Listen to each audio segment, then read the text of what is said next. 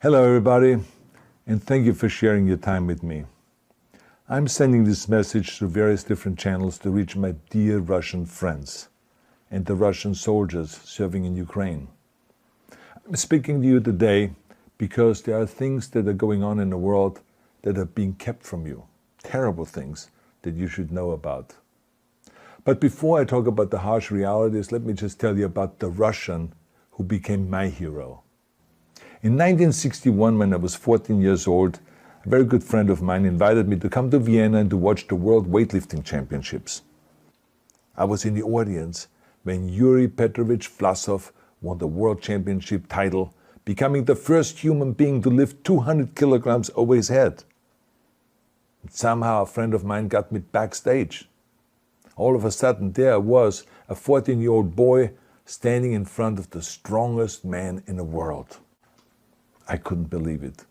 He reached out to shake my hand. I still had a boy's hand. He had this powerful man's hand that swallowed mine. But he was kind, and he smiled at me. I will never forget that day. Never. I went home and I put his photo above my bed to inspire me when I started lifting weights. My father told me to take down that picture and to find a German or an Austrian hero. He got really angry, and we argued back and forth. He didn't like Russians because of his experience in the Second World War. You see, he was injured at Leningrad, where the Nazi army that he was part of did vicious harm to the great city and to its brave people. But I did not take the photograph down, no, because it didn't matter to me what flag Yuri Vlasov carried. My connections to Russia didn't stop there, by the way. Oh, it actually deepened when I traveled there with bodybuilding and for my movies and met all my Russian fans. And on one of those trips, I remember, I met Yuri Vlasov once again.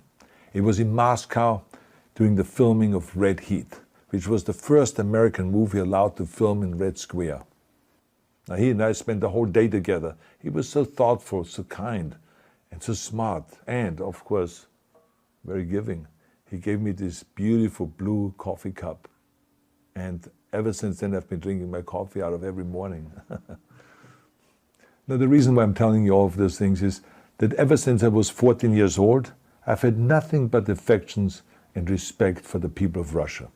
The strength and the heart of the Russian people have always inspired me. And that is why I hope that you will let me tell you the truth about the war in Ukraine and what is happening there. No one likes to hear something critical of the government, I understand that. But as a longtime friend of the Russian people, I hope that you will hear what I have to say.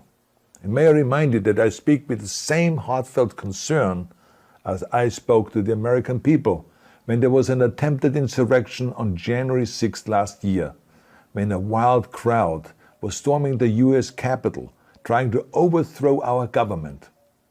You see, there are moments like this that are so wrong, and then we have to speak up. And it's exactly the same with your government. I know that your government has told you that this is a war to denazify Ukraine.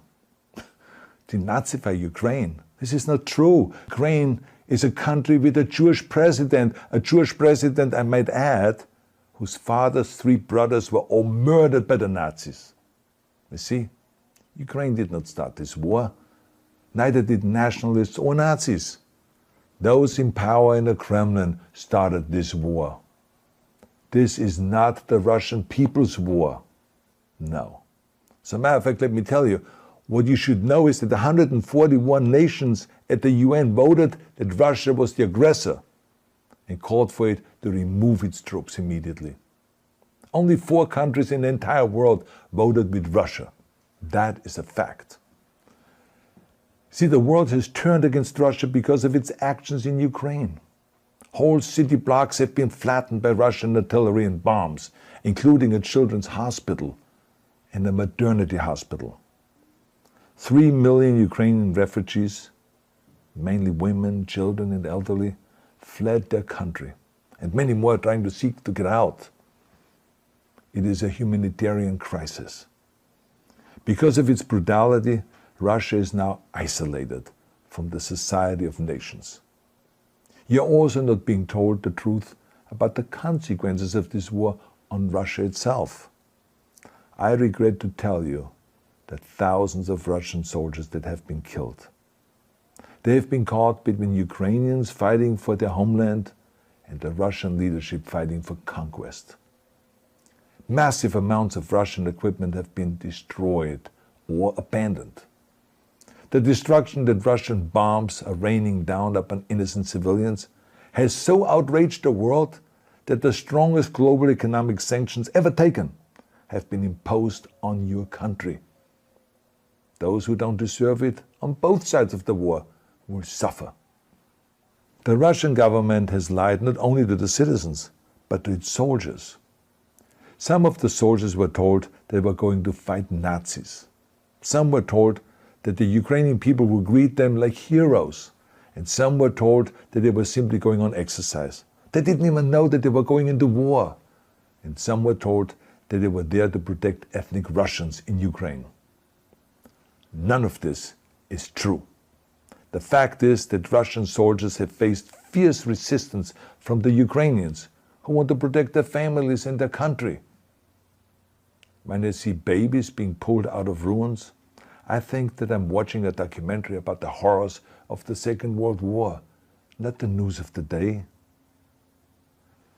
And let me tell you, when my father arrived in Leningrad, he was all pumped up on the lies of his government. And when he left Leningrad, he was broken, physically and mentally. He lived the rest of his life in pain.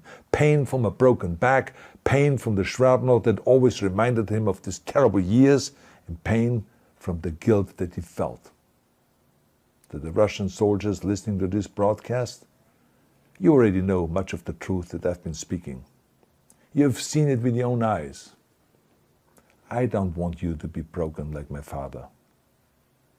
This is not the war to defend Russia that your grandfathers or your great-grandfathers fought. This is an illegal war.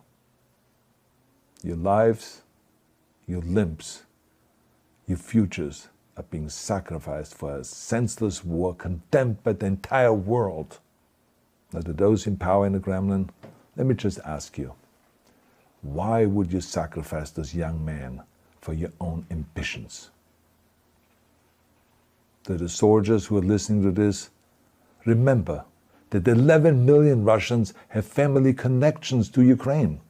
So every bullet you shoot a brother or a sister. Every bomb or every shell that falls is falling not on an enemy, but on a school, or a hospital, or a home.